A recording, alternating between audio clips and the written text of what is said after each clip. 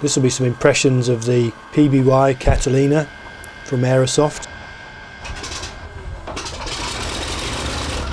Cat was commissioned as a patrol bomber by the US Navy, built by Consolidated Aircraft, first flew in 1935. First of all, this is a big aircraft, well out of reach of a private pilot.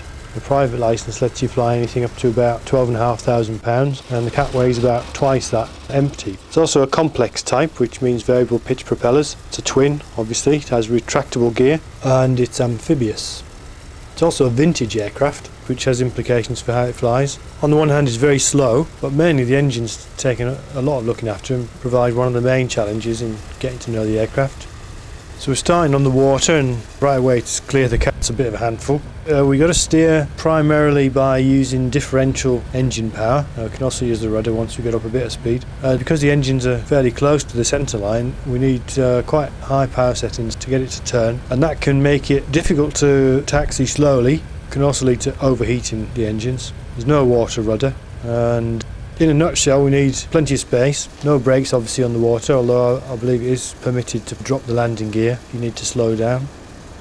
So starting the takeoff run, it's essential to keep the control column all the way back.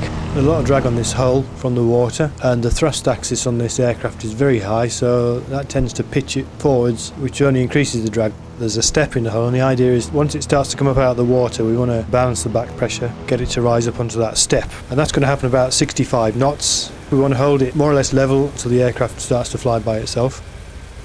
As soon as we get 200 feet AGL, we reduce the power to 2550 RPM, 41.5 inches manifold pressure. Now, if you're not used to complex types, that's probably gobbledygook, but I'm going to say more about that in a minute. Now, this power reduction is to set what's called the maximum accept takeoff power, METO. So there are recommended power settings for different phases of flight. Takeoff, climb, cruise, that sort of thing. You find a table of these in the manual, and the power settings are given as a combination of RPM and manifold pressure. With a fixed pitch propeller, like in a small training aircraft, shall we say, the only variable in adjusting the power is the throttle setting.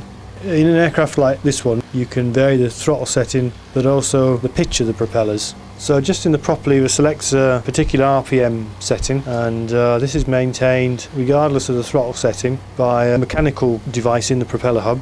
And it's kind of like selecting a different gear in a car, and the effect's the same. Basically, you're allowing the engine to run at a lower speed, which helps reduce engine wear, gives you better fuel economy. Set the RPM first using the prop levers, and then adjust the manifold pressure to the value you need. Not sure if that's how it's done in real life, but it's a reasonable approximation that works well in flying the simulator.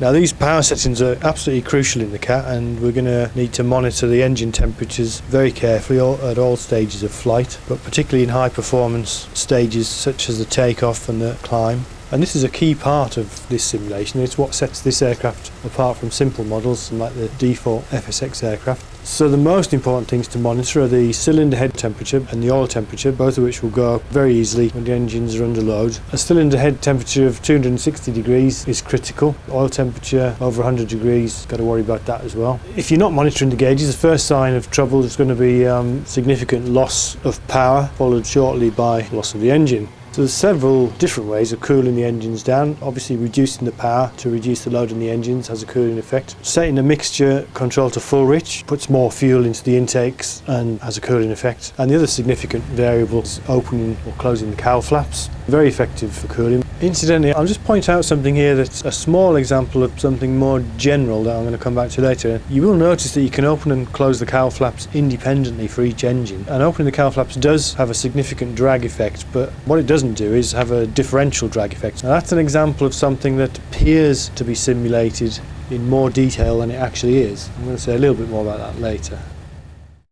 Of course, all the settings in the manuals are really just to be treated as approximations. There's a number of different models of Catalina, and they've all got different performance envelopes and features, and really what's simulated is a hybrid or a blend of all of those models. In practice, what you tend to do is use those settings from the book as approximations as a starting point, and you figure out what you actually need to fly the plane. Of course, managing the engines becomes critical if you lose one. That's always something you need to consider when flying a twin. We've come out here to Longreach in central Queensland to practice engine failures. This is a nice little airport, and we've got plenty of space for practicing emergency procedures, not in a heavily populated area.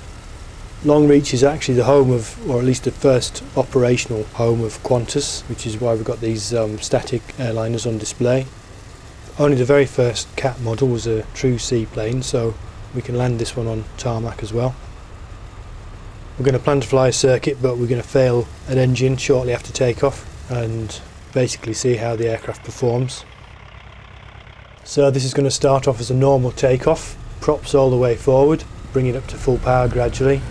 This is the only time we'll use maximum power in the CAT, so shortly after takeoff we're going to throttle back to METO as we did on the water takeoff. It's slightly more straightforward than a takeoff from the water. We're going to need a little bit of back pressure, but we don't have the same problem with the nose trying to pitch down into the water. Rotate at 87 and then let it take off. Should take off about 90 knots. As soon as you've got a positive rate of climb, get the gear up. Now the engine fail is going to come in just as we're getting the gear up. So immediately we get a slew to the right because of that asymmetric thrust. Got to balance that out with the left rudder. Not quite as significant as you might expect, the engines are quite close to the centre line. So the immediate priority is to maintain speed. We've got to shut down that engine and we've got to feather the prop, close the cowl flaps. The performance envelope is obviously very much reduced in this configuration, and this really means we're going to struggle to get anything over 90 knots in level flight. Ideally we want to be flying about 87 knots, and the minimum speed at which the aircraft is deemed controllable in this configuration is 83, so not much of a gap there. It's absolutely crucial now to look after that live engine, and we're going to be putting it under a lot more stress than we normally would, so even more marginal in terms of performance. Got to keep a close eye on the cylinder head temperatures and the oil temperatures. We can open the cowl flaps as required, but it does increase the drag significantly, so it's a real balancing act. Now we're flying at about 10,000 pounds below maximum takeoff weight, and even at this fairly favourable load we're struggling to keep it level and to keep the engine from going critical. So we're setting up for the approach on the dirt strip. We've got plenty of height here, which is a relief. We're going to keep the wheels up until we're absolutely certain we're going to make the runway. Once the wheels are down, we're absolutely committed to land. Go around's not going to be possible. With only one engine, we've barely got any surplus of power. If we do attempt it, we're probably going to destroy the remaining engine. In most other respects, this is going to be a fairly normal approach. Obviously, we've still got that asymmetry with one engine running, but at a low power setting, it's less significant. We want to avoid banking the aircraft at all if possible. Where we do bank it, we want to keep it under 10 degrees and bank it always towards the live engine, because it's very difficult to pick up the other wing. We're coming down fairly fast, probably a little bit faster than normal in terms of descent rate, simply because we're trying to not stress the engine. So we've got to be fairly careful on the round out. CAT's very sensitive in pitch, so easy to balloon. Runway's comfortably long enough to put it down. Now these procedures are all taken from an actual CAT manual which is included with the aircraft, and this leads into a bit of a grievance, I suppose, with the manuals. The aircraft comes with a 100-page manual written by Aerosoft, but only really the first 10 pages of that manual talk about flying the aircraft. The rest is about how to operate the radios and the GPS, which is fine and it's necessary, but in fact the amount of attention that's given to the simulation itself is minimal. What they've then done is included an actual real-world manual, which is a 320-page manual. The implication is that you can fly this simulator on the real-world manual. Now, of course, you can fly it on the manual, but the reality is a lot of the things you'll be doing will have no effect and actually be pointless because they're things that aren't modelled in the simulator. Now, feathering the prop, for example. Now, the reason you feather the prop is that a windmilling propeller causes an enormous amount of drag, and it's absolute critical that you feather it when you're flying on one engine, or it's impossible to maintain level flight, even at maximum power. In this aircraft, feathering the prop has a visual effect. You can see the engine stopped, the propeller is in the feathered position, but that's all, no effect on the performance. So there's actually no point in doing it. And really there's no definitive list of what is and what isn't simulated in this aircraft. And the manual has a half-hearted go at this. You know, it starts off well, it has a list of compromises that they've made in designing this within the framework of FSX, but it doesn't go far enough, in my view.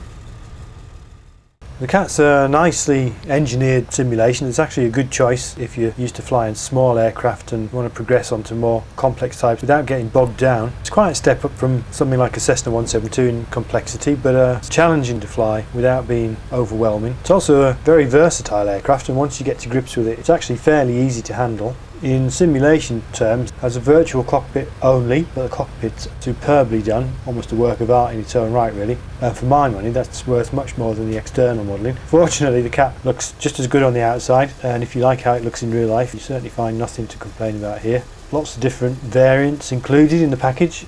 These are proper variants, not just paint schemes. So, for example, you get different kinds of landing gear, various different military appendages and so on. Some of the switches in the virtual cockpit are a bit fiddly to operate. I'm thinking in particular the carburettor heat switches here, which are not just simple on-off switches like in say a Cessna 172. The carb heat's something else in this aircraft that's modelled in a lot of detail and needs careful management. And just to reinforce what I've already said about documentation, the operation of the carb heat isn't explained very well, nor is the fact that the carburettor heat switches are slightly unusual in how they operate. But none of this should put you off the aircraft because it's a great product. For my money, good to go.